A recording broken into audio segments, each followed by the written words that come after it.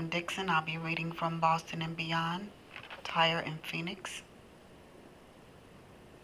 At the allocated time, they left the hotel and headed south on Huntington Avenue and crossed the street to enter the plaza. The water sprinkler was dotted with laughing children as they played in swimwear, and parents watched while sitting on the concrete wall. They could see that the Christian Science Plaza was also enjoyed by the community as they headed south towards the entrance of the church. They walked past the older original church, which Phoenix mentioned. She had read that the founder, Mrs. Eddy, had a reserved seat in this church, and it could be seen by those who took the church tour.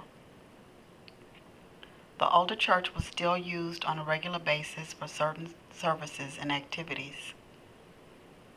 They were greeted warmly at the door of the newer edifice, and a woman pulled a string to welcome them at the open door.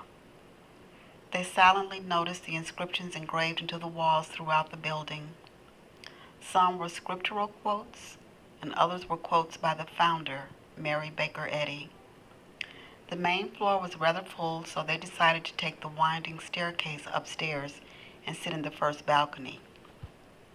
This gave them a better view of this new adventure.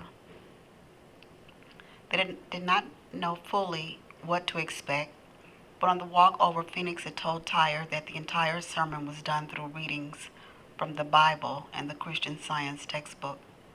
His response has simply been interesting.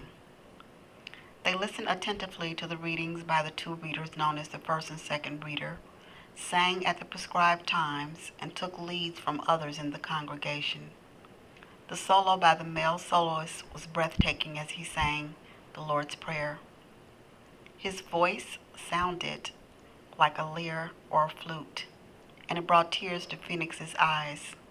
She did not know about Tyre, but the singing touched her deeply as she pushed back all tears of sorrow. This was a glorious start for their week-long trip to the New England area.